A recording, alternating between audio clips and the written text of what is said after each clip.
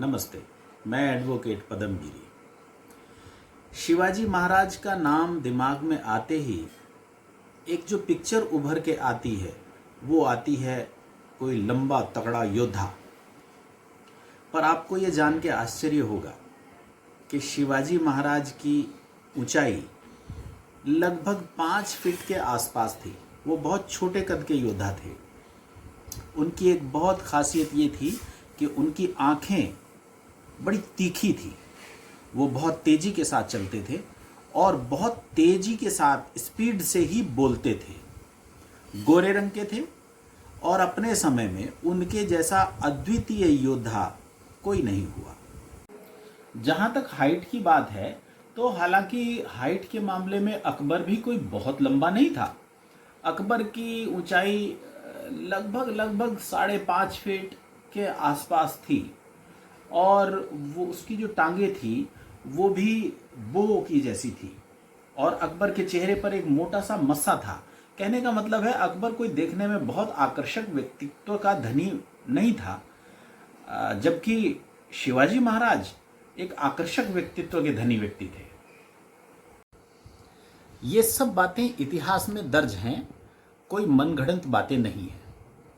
Nikolai मनुची नाम का एक इटली का व्यक्ति औरंगजेब के शासनकाल में भारत आया और भारत में उसने दारा शिकोह और राजा जयसिंह के पुत्र इन जैसे कई लोगों की सेवा की और सेवा करने के दौरान ही वो मुगल साम्राज्य के बहुत नज़दीक रहा और उसने बहुत नज़दीक से मुगल साम्राज्य और आम भारतीय की जीवन शैली को देखा और परखा। उसने एक पुस्तक लिखी। हालांकि उसे डायरी लिखने का शौक था। वो रोजमर्रा की चीजें शाम को डायरी में नोट करता था। बाद में निकोलाई मनुची की वही डायरी स्टोरियो दो मोगोर नाम से प्रकाशित हुई। निकोलाई मनुची ने अपनी इसी किताब में औरंगजेब के बारे में वर्णन किया है। निकोलाई लिखता है कि औरंगजेब एक बेहद शक्की किस्म का व्यक्ति था, बहुत कट्टर धार्मिक था। वो रात को सिर्फ 3 घंटे की नींद लेता था, एक टाइम भोजन करता था। शक्की इतना ज़्यादा था कि उसने चूंकि अपने पिता के साथ बगावत की थी और तख्ता पलट करके राज्य हासिल किया था, इसलिए उसे ऐसा लगता था कि उसका पुत्र भी उसके साथ बगावत करेगा, तो उसने अपने पुत्र की हत्या करवा दी थी।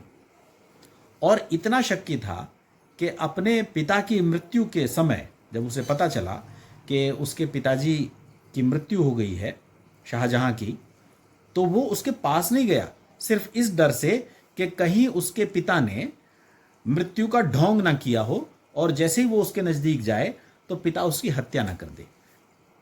इस दर्जे का शक्की व्यक्ति था। आपको ये किताब गूगल सर्च करेंगे तो मिल जाएगी। दुर्भाग्य यह है कि ये किताब आज तक हिंदी में प्रकाशित नहीं हो पाई। अंग्रेजी संस्करण इसका मौजूद है।